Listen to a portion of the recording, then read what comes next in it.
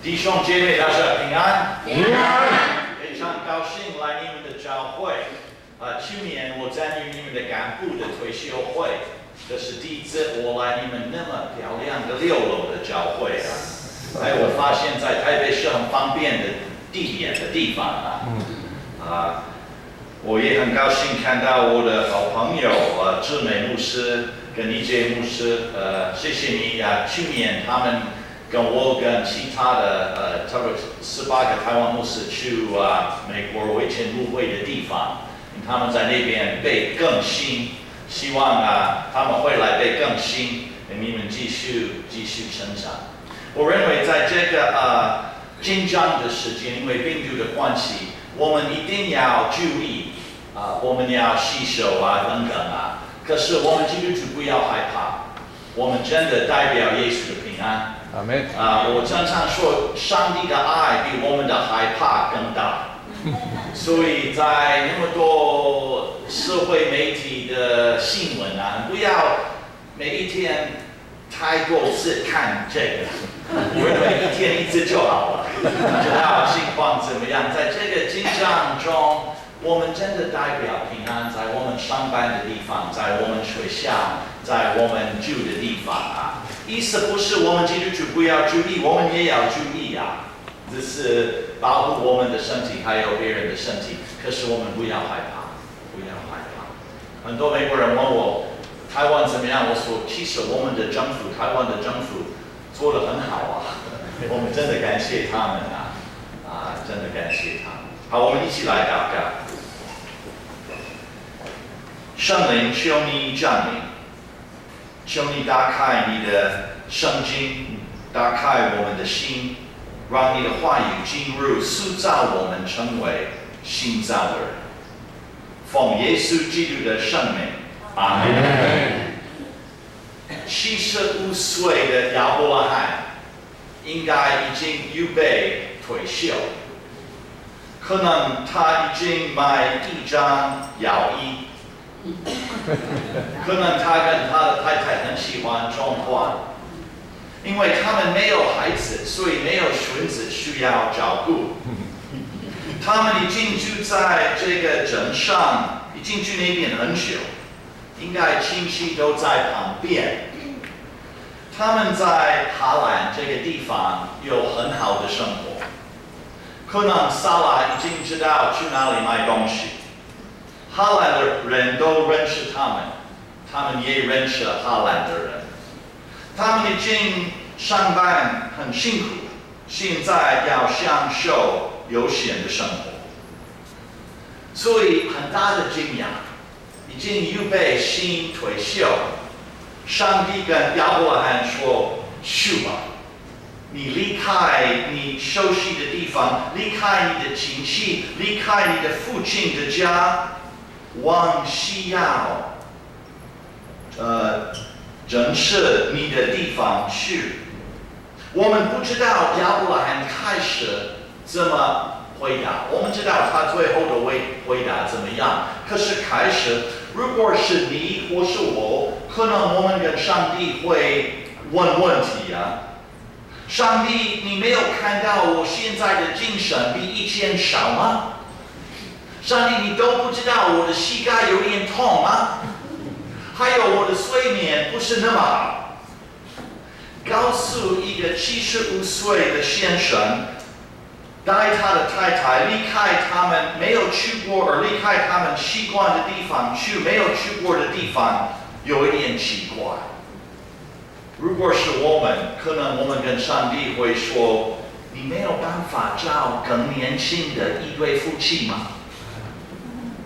为什么上帝选择亚伯拉罕和撒拉？是因为他们比他们的邻居好吗？是因为他们没有孩子，所以比较容易搬家？其实说这个故事的人没有告诉我们为什么。我们对亚伯拉罕没有了解很多。好像说故事的人对亚伯拉罕的过去没有什么兴趣。这个故事的焦点不是在亚伯拉罕的过去，在亚伯拉罕的未来。们不知道亚伯拉罕是不是一个聪明的人，我们不知道他有没有领导的恩赐。其实我们对这对夫妻的了解不是很好。撒拉没有办法生孩子，那个时候没有办法生孩子是一个丢脸的事。这个家庭对他们的未来没有很大的盼望。其实这个故事的开始不是从亚伯拉罕和撒拉开始，这个故事从上帝开始，从上帝的声音开始。上帝说话。亚伯拉罕跟撒拉的生命好像没有盼望，但是上帝对他们谈盼望，这是上帝的做法。上帝说话就有生命，上帝说话创造宇宙就形成。上帝说话就有星星、太阳、月亮。我读22年以前，我读华语后，我搬到台东。第一个晚上，在我的新的台东的家，我听到我没有听过的声音，第二天，我打电话给我的房东，我说：“房东，你要来，我的卧房有动物。”他说：“什么动物？”我说：“没有看过它。”他说：“马上来。”以后房东来，我告诉他这个动物的情况，我说：“没有看过它，可是听过它的声音。”他说：“牧师，这是壁虎啊！”我说：“不是，应该不是壁虎，因为我去台北2年，我的壁虎都安静，都没有声音。”他说：“马牧师，南部的壁虎有声音，北部的壁虎没有声音。”我说：“原来如此。”上帝创造壁虎，给南部的壁虎声音，北部的壁虎没有声音。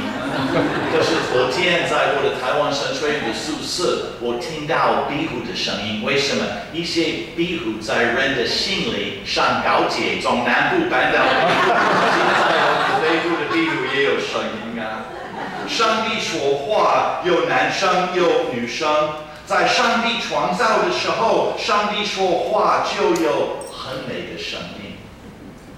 在这个老先生、老太太，上帝也说话，这个话就是生命。他跟亚伯拉罕跟撒拉说：“你们预备你的生命的尽头，可是我要你们知道，你的生命刚刚开始了。”上帝的话让亚伯拉罕跟撒拉的计划大反转。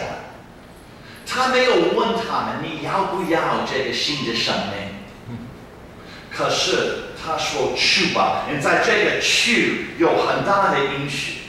上帝的话替亚伯拉罕跟撒拉开门，上帝的话给他们丰盛的生命。因为在上帝的话最重要的信息是很大的应许。那个时候上帝还没有告诉他们要去哪里。可是上帝说你要信靠我，你不知道你的路程要带你们去哪里，可是我知道，你可以信靠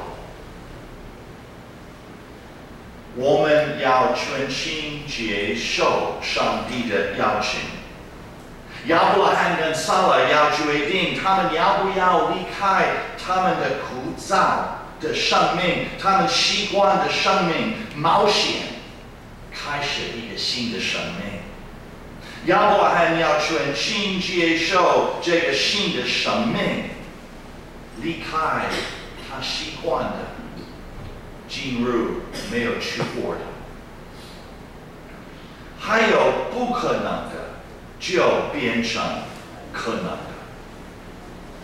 我也听过上帝对我说：“去吧。” 24年以前，我在美国北卡罗来纳州，一姐跟志美牧师去过的地方，服侍一个很美的教会。这个教会很特别，在我们有750个会友，一共650个，700个，一共700个，因为50个是退休的牧师。一间教会有50个退休的牧师，50个师母。所以每一个礼拜天，我30岁到那年当他们的主任牧师。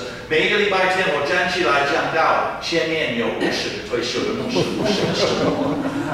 我的同学，神学院的同学，听说我要去这间教会，他说你阿大，我说没有阿大，我说这是很大的机会。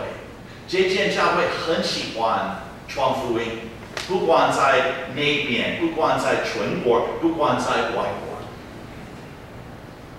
我非常爱他们。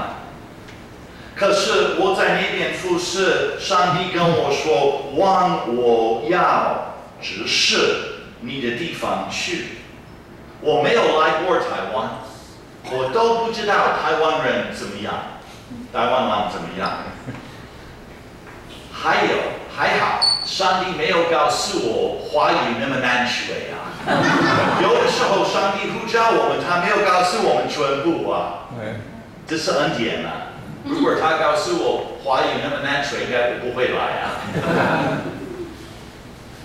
我告诉我的美国的弟兄姐妹，我要离开他们。我记得一个姐妹来我的办公室，礼拜天告诉他们，礼拜一早上这个姐妹来我的办公室，她说：“马牧师，我有一个问题。”我说：“什么问题？”她说：“这是台湾人有需要吗？我们没有需要吗？”我了解她的问题。我说没有，我们都有需要。可是上帝呼召我们的时候，我们一定要回应，我们一定要回应。所以我离开我亲爱的教会，离开美国，坐飞机，坐很久的飞机来很美的台湾。我记得那个时候，我在飞机上看到考验，我看到电灯，我跟隔壁的人说：“这是我的新的家。”上帝说去吧，我都不知道上帝的应许那么美，我都不知道我会一样爱台湾人跟爱我以前的弟兄姐妹一样。可是上帝知道了，上帝知道了。然后13年在台湾服侍，爱我的服侍的机会，我的哥哥、我的弟弟说：“请你回来美国帮助我们的妈妈，因为她生病了。”所以我舍不得离开台湾，去第3间教会。我路过第3间教会，这个教会有2000个会友，我是主任牧师。我开始服侍他们，他们也爱侍奉。可是2年后，我都在牧会水，我在台湾神学院讲牧会水。我告诉学生不要去一间教会2年而已啊。可是我在这间教会2年而已，上帝跟我说：“我要你回去台湾，我还有工作你要做。”我说：“可是上帝，我的妈妈、我的哥哥、我的弟弟、我的2000个会友怎么办？”上帝说：“我会处理的，我会处理的。”所以我预备我的行李，飞回来台湾。在我们的世界，有很多人要给我们承诺。他们说：“你读这个大学，你一定会成功。”你知道，上个学期我都在除了台省的课以外，我也在台南神学院上课。台南神学院隔壁是成功大学，我很喜欢去成功大学散步。常常我问成功的学生：“这里的学生都成功的吗？”他们都不了解我的幽默感啊！对，我都是成功的。你读这个大学会成功，你买这个手机一定会很满意。到 iPhone 有新的手机的时候，你用这个如意，你不会变老。很多承诺。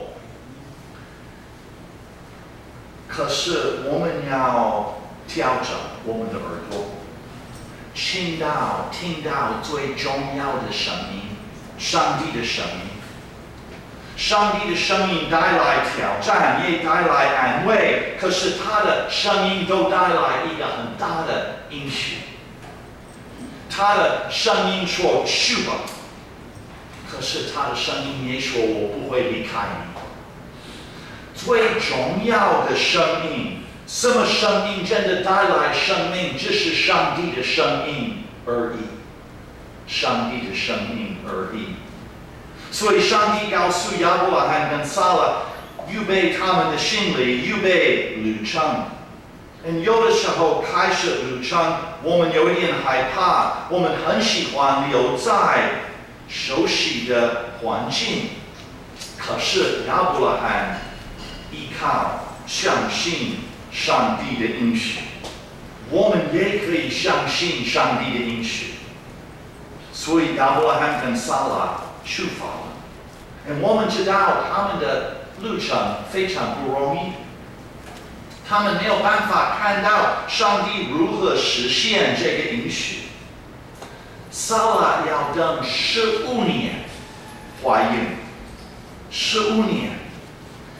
这个情况有点很幽默，可能撒拉的腰很痛，因为已经年长，可能他走路都用这个东西。可是突然他发现他怀孕后平衡不容易那个时候当然没有超级市场，可是如果有超级市场，撒拉要买婴儿尿布，可能隔壁的妈妈买婴儿尿布都20-30岁。他们问撒拉：“你要买这个给你的孙子吗？”撒拉说：“没有，我的儿子的。”你都记得这个故事？上帝告诉亚伯拉罕，他的太太会生一个儿子。撒拉听到他做什么？笑话。没有看过那么老的人生孩子啊。然后上帝问亚伯拉罕：“为什么你的老婆笑了？”亚伯拉罕害怕：“老婆，为什么你笑了？我没有笑了。”上帝说：“我的耳朵没有问题，我听你笑了。”可是我们都记得，撒拉生这个孩子后，给他的儿子什么名字？以撒。希伯来人以撒的意思是笑，所以每一次呼叫他的孩子回来吃饭，笑回来吃饭因为常常上帝的恩典让我们笑，真的让我们笑。然后他们唯一的儿子，当一个青少年的时候，上帝告诉亚伯拉罕：“你带你的儿子去山上，把他献为祭。”亚伯拉罕的心快要碎了。他们一边走路一边爬山。儿子很聪明，问爸爸：“爸爸，我看到绳子，我看到火，可是羔羊在哪里？”再一次，亚伯拉罕要依靠上帝。他说：“上帝会预备，不容易，非常不容易。”他们到山上的时候，亚伯拉罕预备这个献祭，放儿子在石头。应该亚伯拉罕眼神难过，可能他预备把儿子献为祭的时候，上帝预备一个羔羊。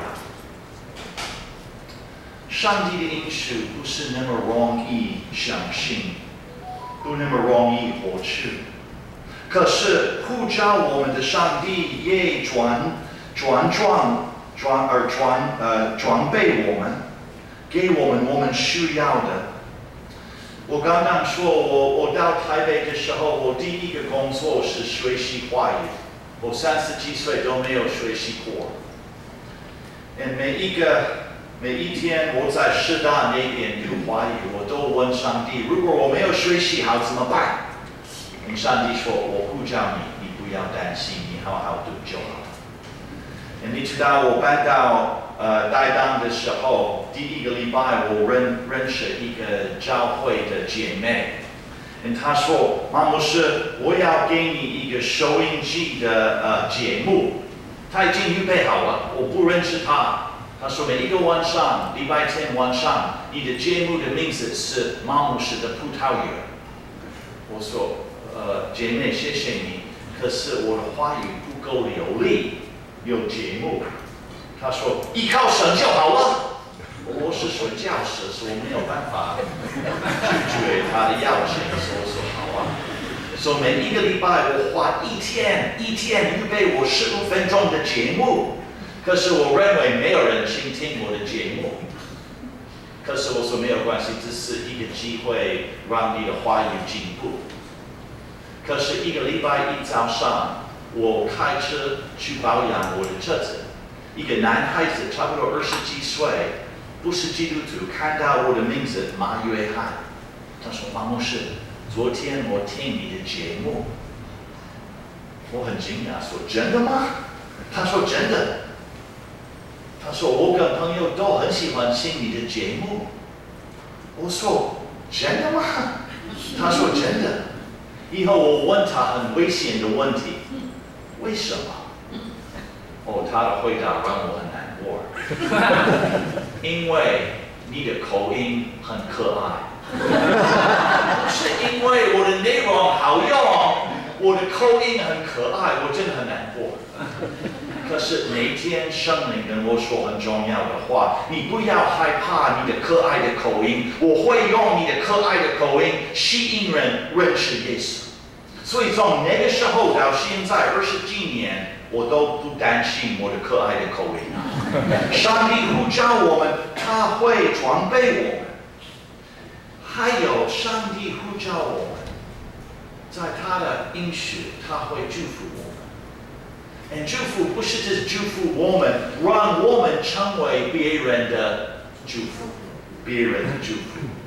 上帝要全部的世界上的人被祝福，和上帝要赐给他们的活水。如果我们被祝福，我们会成为别人的祝福。别人的祝福。每一个礼拜在台湾，我看到台湾的基督徒成为别人的祝福。以前我的学生在花莲牧会，他邀请我礼拜六、礼拜天在他们的教会开灵会。可是他邀请我，他说：“马牧师，我要你礼拜天在这里过夜，礼拜一早上我要带你去监狱。”在那边长大，在监狱，监狱。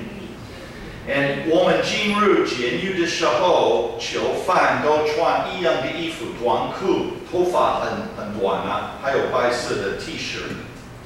牧师，我的学生请他们坐下，带领他们唱歌。唱歌的时候，我看到这个门口的警卫。囚犯都唱歌，警卫不是只是唱歌，他一边动一边唱歌。我问牧师，我说这个警卫是谁？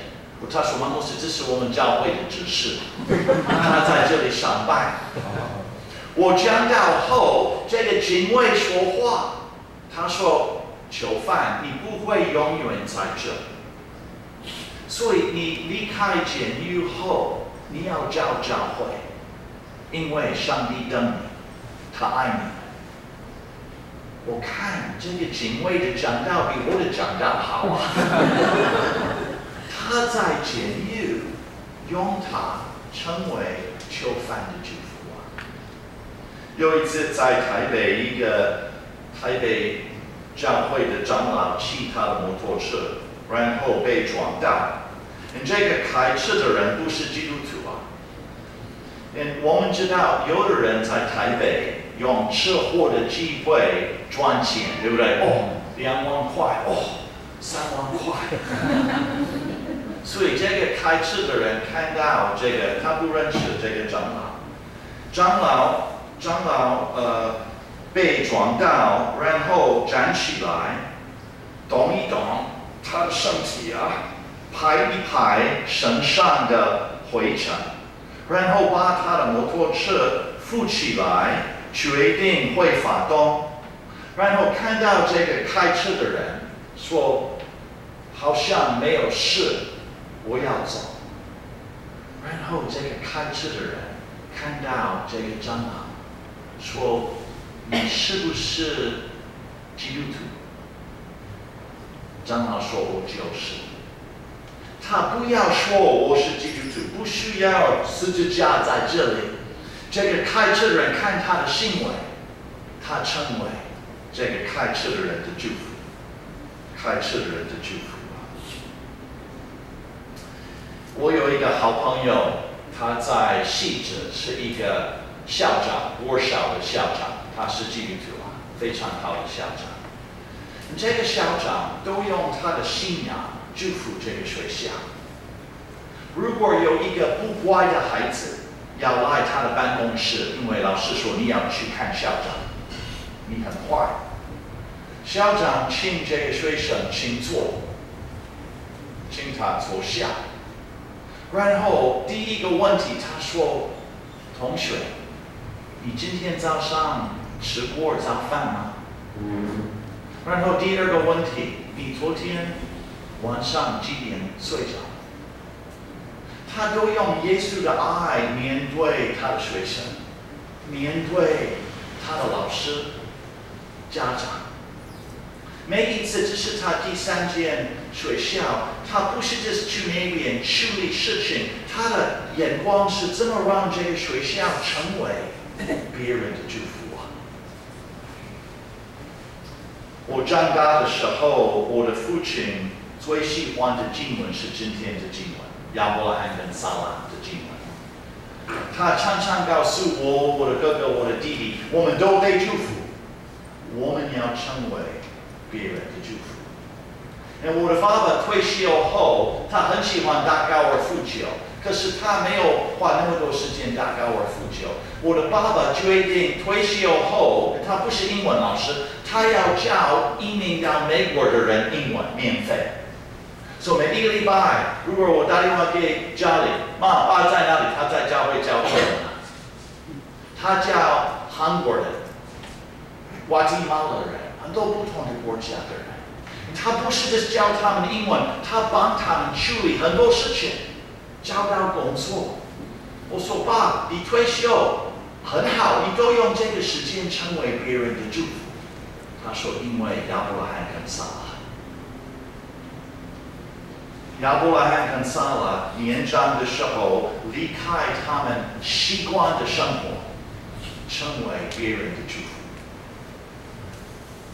他们祝福地上的万族，他们依靠上帝的应许，获取这个应许。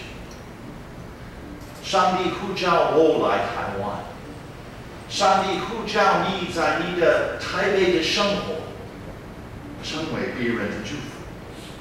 不管在上班，不管在家庭，不管在学校，不管在这个社会，在教会里面，我们都被祝福，然后成为别人的祝福。